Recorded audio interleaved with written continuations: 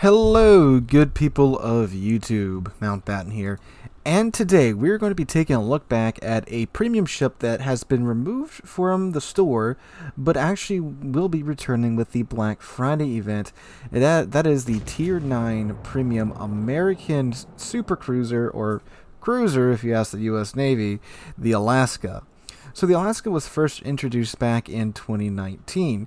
She was one of the earlier super cruisers in the game before basically every nation got theirs at this point, although the Royal Navy tech tree is still waiting for theirs, or I should say the Royal Navy line is waiting for theirs, but that'll probably be fixed here in the future, I believe.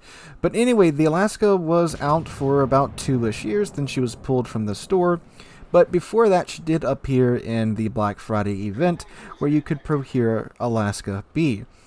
If this Black Friday event follows the normal procedures of the previous Black Friday events, which by all indications it should, the Alaska B will come back up for sale during that event.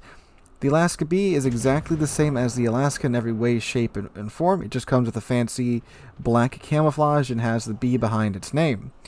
Which means if you missed out on getting the Alaska with the first go round, you can pick the Alaska up here again. And I fully believe that it is the only ship you should be looking to get in the Black Friday event.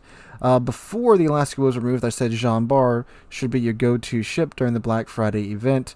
But the Alaska B is simply just better than the Jean Bar. Not that the Jean Bar is bad by any stretch of the imagination, it's a very good ship. But if you're only going to be getting one ship, if you're getting any ships at all, in the Black Friday event, the Alaska is the ship you should most definitely be going for. Why is that? Well, I'm so glad you asked. Today we're going to go over that. So first off, this is actually a really tough cruiser, even after the Commander rework with the nerfs to the the buffs to the fire duration, I should say, for the fire's point of view, but the nerfs to the fire duration from the Alaska's point of view. So the armor of the Alaska is quite good. She has a 27mm bow, and her sides are 28. Her main belt's 229 millimeters. I wish it was 229 meters. That'd be some thick armor. So that right there is just a good combination right there. There's some really good bow armor and some really good side armor. But if you take a look at the ship's profile, she sits very low in the waterline, which means that she's very hard to hit. Same reason why the Petropavlovsk is so difficult to hit. But the Petropavlovsk has an even smaller superstructure than the Alaska and sits even lower in the waterline than the Alaska. Plus, her citadel is below the waterline too, so that armor scheme plus the below the water citadel just makes for an amazing, an amazingly hard to sink ship in terms of AP. So getting slapped in the Alaska is something that can happen, of course, if you're not paying attention, but rarely happens compared to other cruisers thanks to how low she sits in the waterline. On top of that, too, she has 64,850 hit points, which is very nice. That's Tier 8 battleship levels of hit points on a ship with this armor scheme. Now, to back up her survivability and make her even better, you have her main battery guns, which, with the build that I'm running on her, which that should have popped up on screen by now with the reload module, gives her a 17.6 second reload time, same as the Aegir like I mentioned yesterday.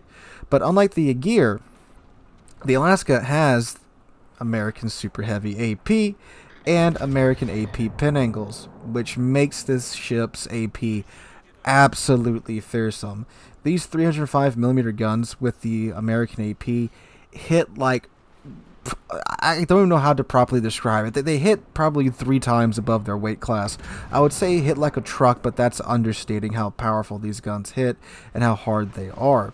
Now, they are rather slow, just like all American high caliber guns are. Well, all American guns in general are, especially once you start getting to the high tier compared to the velocities of other ships' rounds.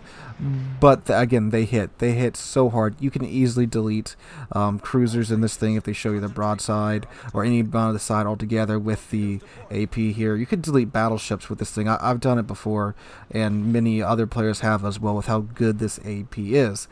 So the AP does a maximum damage of 9,345.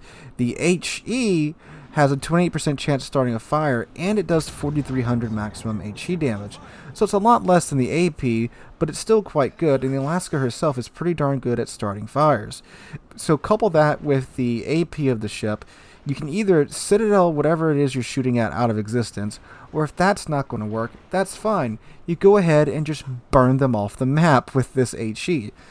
Now, with the reload module, this does give you a 19-kilometer maximum range. You can get that out further if you want to, but honestly, with the American shells, she does have these 762 meters a second velocity, which is a lot better than like the Kearsarge, just 702 meters a second velocity on her guns. But just firing at that range with that shell velocity, it's not really going to work out unless you're firing at a target that is just sitting completely still or is being absolutely completely oblivious to you shooting at them. It can work, but I wouldn't recommend it. The improved DPM, in my opinion, is worth it, unless maybe you're playing something competitive like clan battles or the like. So, on top of that too, her A is actually pretty decent, 83 AA rating, which is actually a little bit lower than probably most of you would be expecting for an American cruiser, but still the ship can equip DFAA if planes are giving you a hard time, and that pretty much takes care of them right there. Maneuverability, the ship can go 34.7 knots. She has an 850 meter turning circle radius and a 13-second rudder shift time. She's fairly maneuverable without building into her maneuverability. You might not see that too much in the replay that you're watching right now. The match that I got into, it was a pretty entertaining match, but it was pretty static. But the ship is incredibly nimble for a ship of its size with its armor and with its guns, and that's a huge plus. You can maneuver your way around some tight situations, dodging shells and such at range, and even at close range too. It comes in handy. So she is one of the more slippier super cruisers, if you will. Concealment for the ship's also very good. You can get it down to 12.2 kilometers with the with the module and with the commander skill. And that allows you to leave a situation that you don't want to be in, which is always a very, very, very nice thing. In terms of her consumables, she does get the choice of Hydroacoustic Search or DFAA. Her Hydro goes out to 5 kilometers and is active for 110 seconds and reloads in 114 seconds. You can also pick your poison of Surveillance Radar, Fighter, or Spotter. Don't really know why you'd take Spotter or Fighter when you have the good old American radar. And if you build into it with the modules and commander skills, you can get this radar over a minute. 10 kilometer, 1 minute American radar. Yeah, that's kind of stupid, but you can do it. So the radar reloads in 114 seconds. You get 4 charges of those with Superintendent. And you, of course, get a heal too. Nothing special here. It regens 389 HP per second and is active for 28 seconds. Reloads in 76 seconds. And you get 3 of those base. So how is the Alaska in modern World of Warships?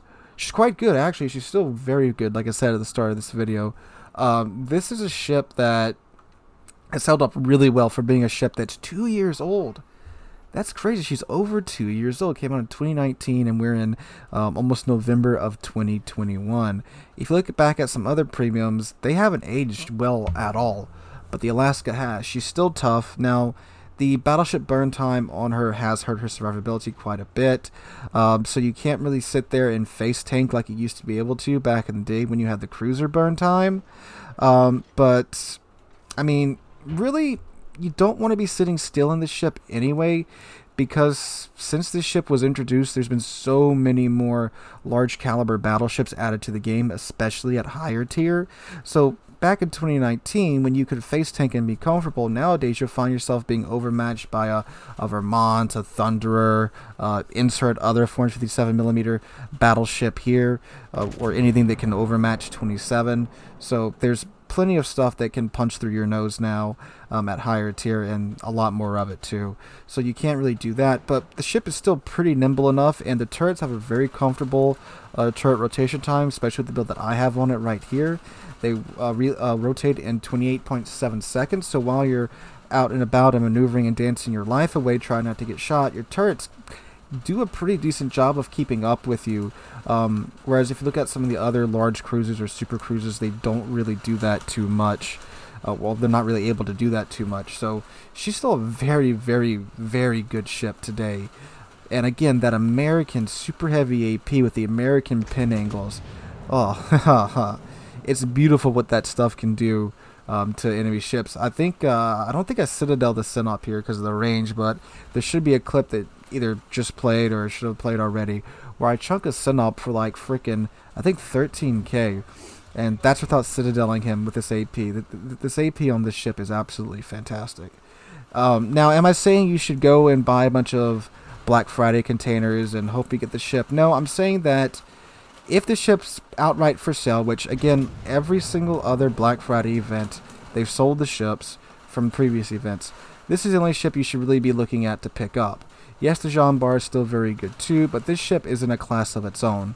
And it's really held up well. And I believe unless they do some really funky stuff with the mechanics of the game or something like that, this ship should continue to hold up well for, I would imagine, the next couple of years.